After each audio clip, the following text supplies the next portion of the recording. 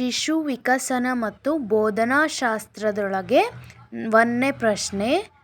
Serial ಪ್ರಕಾರ 41ನೇ ಪ್ರಶ್ನೆ. ಬಹು ಆಯ್ಕೆಯ ಪ್ರಶ್ನೆಗಳನ್ನು ರಚಿಸುವಾಗ ಕೆಳಕಂಡ ಯಾವ ಅಂಶವನ್ನು ಗಮನದಲ್ಲಿ ಇಡಬೇಕು? ಇದಕ್ಕೆ ಸರಿಯಾದ ಉತ್ತರ ಅಂದರೆ ಆಪ್ಷನ್ ಡಿ ಸರಿಯಾದ ಆಯ್ಕೆ. 42ನೇ ಕ್ವಶನ್.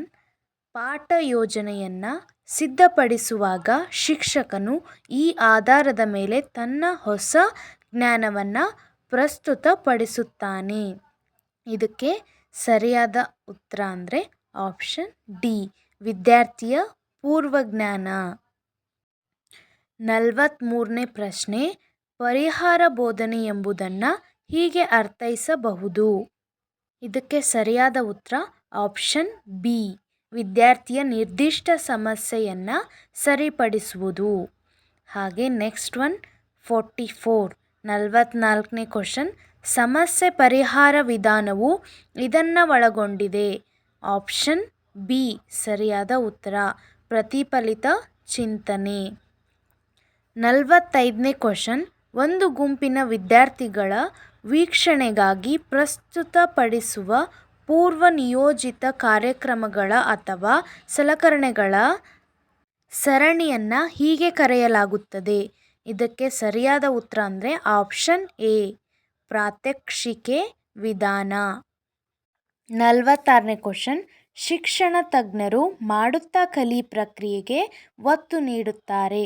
ಇದನ್ನು ಹೀಗೆಂದು ಕರೆಯುತ್ತಾರೆ. ಇದಕ್ಕೆ ಸರಿಯಾದ ಉತ್ತರ ಅಂದರೆ ಆಪ್ಷನ್ ಎ ಚಟುವಟಿಕೆಯ ತತ್ವ. 47ನೇ ಕ್ವಶನ್. ಕಲಿಕೆಗೆ ಸಂಬಂಧಿಸಿದಂತೆ ಸ್ವಮಾಪನಕ್ಕೆ ಸಂಬಂಧಿಸಿದ ಸಾಧನ. ಇದಕ್ಕೆ ಸರಿಯಾದ ಉತ್ತರ ಆಪ್ಷನ್ ಸಿ ತಾಳೆ ಪಟ್ಟೆ. 48ನೇ ಕ್ವಶನ್. ವಿಶೇಷ ಅಗತ್ಯತೆ ಉಳ್ಳ ಮಕ್ಕಳಿಗೆ ಕಲಿಸುವ ಉತ್ತಮ ತಂತ್ರ. ಇದಕ್ಕೆ ಸರಿಯಾದ ಉತ್ತರ ಆಪ್ಷನ್ ಸಿ ಸಹಭಾಗಿ ಮತ್ತು ಗುಂಪು ಬೋಧನೆಯ ಮೂಲಕ ವಿಷಯವನ್ನು ಅನುಕೂಲಿಸುವುದು. 49ನೇ ಕ್ವಶನ್. ಒಂದು ಪರಿಕಲ್ಪನೆಯನ್ನು ಬೋಧಿಸುವಾಗ ತರಗತಿಯಲ್ಲಿ ಶಿಕ್ಷಕರು ಮೊದಲು ವಾಕ್ಯವನ್ನು ನಿರೂಪಿಸಿ ನಂತರ ಪರಿಶೀಲನೆಗಾಗಿ ಉದಾಹರಣೆಗಳನ್ನು ನೀಡುವರು. ಇದು ಈ ಕೆಳಗಿನ ಯಾವ ವಿಧಾನವಾಗಿದೆ? ಇದಕ್ಕೆ ಸರಿಯಾದ ಉತ್ತರ ನಿಗಮನ ವಿಧಾನ. 50ನೇ ಕ್ವಶನ್. ಈ ಕೆಳಗಿನವುಗಳಲ್ಲಿ ಕೌಶಲ್ಯಕ್ಕೆ ಸಂಬಂಧಪಟ್ಟ ವರ್ತನಾ ಫಲವನ್ನು ಒಳಗೊಂಡಿರುವ ವಾಕ್ಯ. ಇದಕ್ಕೆ ಸರಿಯಾದ ಉತ್ತರ ಆಪ್ಷನ್ ಸಿ ವಿದ್ಯಾರ್ಥಿಯು ಹೃದಯದ ಚಿತ್ರವನ್ನು ಬಿಡಿಸುವನು. 51ನೇ ಕ್ವಶನ್. ಅನುಬೋಧನಾ ಕೌಶಲ್ಯವು ಈ ಕೆಳಗಿನವರಿಗೆ ಸಂಬಂಧಿಸಿದೆ. ಯಾರಿಗೆ? ಆಪ್ಷನ್ ಬಿ ಶಿಕ್ಷಕರಿಗೆ. ಇದು ಸರಿಯಾದ ಉತ್ತರ. 52ನೇ ಕ್ವಶನ್. 5E ಇದಕ್ಕೆ ಸಂಬಂಧಿಸಿರುವುದಾಗಿದೆ. ಯಾವುದಕ್ಕೆ? ಪಾಠ ಯೋಜನೆಗೆ. ಆಪ್ಷನ್ ಬಿ ಸರಿಯಾದ ಉತ್ತರ. 53ನೇ ಕ್ವಶನ್. ಮನೋವಿಜ್ಞಾನವನ್ನು ಪ್ರಜ್ಞೆಯ ವಿಜ್ಞಾನ ಎಂದು ಪರಿಭಾವಿಸುವ ಮನೋವಿಜ್ಞಾನಿ ಯಾರಪ್ಪ ಅಂದರೆ ಆಪ್ಷನ್ ಡಿ ವಿಲ್ಹೆಲ್ಮ್ ವುಂಟ್. 55ನೇ ಕ್ವಶನ್. ಕಲಿಕೆಯ ವ್ಯಾಪಕವಾದ ಪರಿಭಾಷೆ ವ್ಯಾಕರಣ. ಇದಕ್ಕೆ ಸರಿಯಾದ ಉತ್ತರ ಆಪ್ಷನ್ ಸಿ ಪೂರ್ವಾನುಭವ ಮತ್ತು ತರಬೇತಿಯ ನಂತರ ಫಲಿತವಾಗುವ ವರ್ತನೆಯ ಬದಲಾವಣೆ. 56ನೇ ಕ್ವಶನ್. ಒಳನೋಟ ಕಲಿಕೆಯ ಸಿದ್ಧಾಂತವನ್ನು ನೀಡಿದವರು. ಆಪ್ಷನ್ ಎ ಸರಿಯಾದ ಉತ್ತರ. 57ನೇ ಕ್ವಶನ್. ಇದಕ್ಕೆ ಸರಿಯಾದ ಉತ್ತರ ಆಪ್ಷನ್ ಡಿ. 58ನೇ ಕ್ವಶನ್. ಡಿಸ್ಲೆಕ್ಸಿಯಾ ಸಂಬಂಧಪಟ್ಟಿರುವುದು. ಆಪ್ಷನ್ ಸಿ ಕಲಿಕಾ ನ್ಯೂನತೆಗೆ. ಸರಿಯಾದ ಉತ್ತರ ಆಪ್ಷನ್ ಸಿ. 59ನೇ ಕ್ವಶನ್.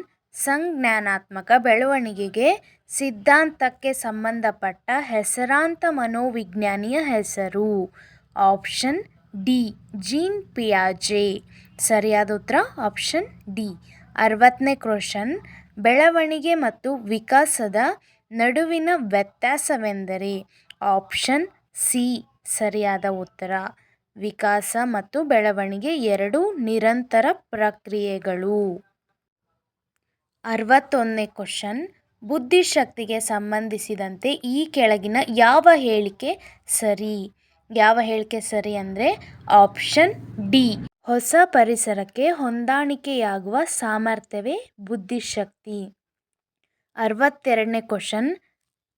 ಕೆಳಗಿನವುಗಳಲ್ಲಿ ಯಾವುದು ವಿದ್ಯಾರ್ಥಿ ಕೇಂದ್ರಿತ ಬೋಧನಾ ಉಪಕ್ರಮವಾಗಿದೆ? ಇದಕ್ಕೆ ಸರಿಯಾದ ಉತ್ತರ ಅಂದರೆ ಆಪ್ಷನ್ ಸಿ ತರಗತಿ ಚರ್ಚೆ. 63ನೇ ಕ್ವಶನ್. ಬಹುಭಾಷಾ ಮಕ್ಕಳಿರುವ ತರಗತಿಯು ಶಿಕ್ಷಕರಿಗೆ ಡ್ಯಾಶ್ ಎಂದು ಭಾವಿಸಬಹುದು. ಇದಕ್ಕೆ ಸರಿಯಾದ ಉತ್ತರ ಆಪ್ಷನ್ ಡಿ. ವಿದ್ಯಾರ್ಥಿಗಳ ನಡುವೆ ಭಾಷಾ ಸಾಮರಸ್ಯ ಬೆಳೆಯಲು ನೆರವಾಗುತ್ತದೆ. 64ನೇ ಕ್ವಶನ್. ಕಿರು ಪರೀಕ್ಷೆ ಹಾಗೂ ವಾರ್ಷಿಕ ಪರೀಕ್ಷೆಗಳಲ್ಲಿ ಅತ್ಯಂತ ಕಡಿಮೆ ಸಾಧನೆ ತೋರುವ ವಿದ್ಯಾರ್ಥಿಗಳಿಗೆ ಅಳವಡಿಸಬೇಕಾದ ಕ್ರಮ? ಆಪ್ಷನ್ ಸಿ ಪರಿಹಾರ ಬೋಧನೆ ಸರಿಯಾದ ಉತ್ತರ. 65ನೇ ಕ್ವಶನ್. ಕೆಲವು ಕಹಿ ಅನುಭವಗಳ ನಂತರ ಮಗುವೊಂದು ಶಿಕ್ಷಕರನ್ನು ದ್ವೇಷಿಸಲು ಪ್ರಾರಂಭಿಸುತ್ತದೆ. ಇದು ಈ ಕೆಳಗಿನ ಯಾವುದಕ್ಕೆ ಸಂಬಂಧಿಸಿದೆ? ಇದು ಕರೆಕ್ಟಾದ ಉತ್ತರ ಆಪ್ಷನ್ ಸಿ ಭಾವನಾತ್ಮಕ ಪರಿವರ್ತನೆ. 66ನೇ ಕ್ವಶನ್. ಈ ಹಂತವನ್ನು ಬೆಳವಣಿಗೆಯ ಬುಗ್ಗೆ ಎಂದು ಕರೆಯುತ್ತಾರೆ. ಯಾವ ಹಂತಪ್ಪ ಅಂದರೆ ಆಪ್ಷನ್ ಸಿ ತಾರುಣ್ಯಾವಸ್ಥೆ. 67ನೇ ಕ್ವಶನ್. ಒಬ್ಬ ವಿದ್ಯಾರ್ಥಿಯು ತನ್ನ ಸಹಪಾಠಿಗಳೊಂದಿಗೆ ಒರಟಾಗಿ ವರ್ತಿಸುವನು ಹಾಗೂ ಶಾಲಾ ನಿಯಮಗಳಿಗೆ ಹೊಂದಿಕೊಳ್ಳುವುದಿಲ್ಲ. ಈ ವಿದ್ಯಾರ್ಥಿಗೆ ನೀಡಬೇಕಾದ ಅವಶ್ಯಕ ಸಹಾಯದ ವಲಯ ಯಾವುದಪ್ಪ ಅಂದರೆ ಆಪ್ಷನ್ ಡಿ ಭಾವನಾತ್ಮಕ ವಲಯ. 68ನೇ ಕ್ವಶನ್. ಒಬ್ಬ ಪೋಷಕನು ತನ್ನ 5 ವರ್ಷದ ಮಗುವನ್ನು 1ನೇ ತರಗತಿಗೆ ಪ್ರವೇಶ ದಾಖಲಾತಿ ಮಾಡಲು ಬಯಸಿದರೆ ಅವನಿಗೆ ನೀವು ನೀಡುವ ಸಲಹೆಯು ಈ ಕೆಳಗಿನ ಯಾವ ಅಂಶದ ಮೇಲೆ ಅವಲಂಬಿತವಾಗಿರುತ್ತದೆ? ಆಪ್ಷನ್ ಬಿ ಪಕ್ವತೆ. ಇದು ಸರಿಯಾದ ಉತ್ತರ ಆಗೈತಿ. 69ನೇ ಕ್ವಶನ್. ಸಾಮಾಜಿಕ ಸಾಂಸ್ಕೃತಿಕ ಸಿದ್ಧಾಂತವನ್ನು ನೀಡಿದವರು? Option D Vygotsky. ಇದು ಸರಿಯಾದ ಉತ್ತರ. 70ನೇ ಕ್ವಶನ್. ಶಾಸ್ತ್ರೀಯ ಕಲಿಕೆಯನ್ನು ಪ್ರತಿಪಾದಿಸಿದವರು? ಇದಕ್ಕೆ ಸರಿಯಾದ ಉತ್ತರ ಆಪ್ಷನ್ ಎ ಪಾವ್ಲೋವ್. 71ನೇ ಕ್ವಶನ್. ತರುಣರ ಸಾಮಾಜಿಕ ವಿಕಾಸಕ್ಕೆ ಉದಾಹರಣೆಯೆಂದರೆ?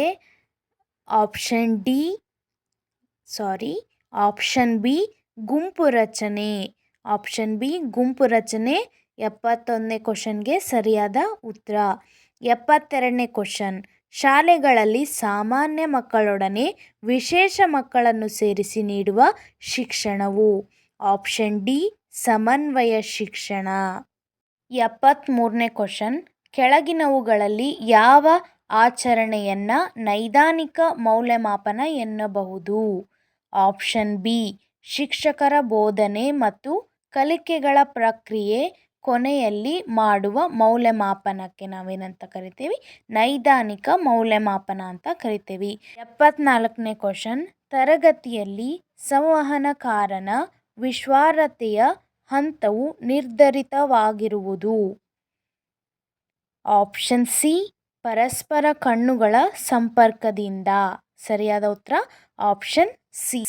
ನೆಕ್ಸ್ಟ್ 75ನೇ ಕ್ವಶನ್.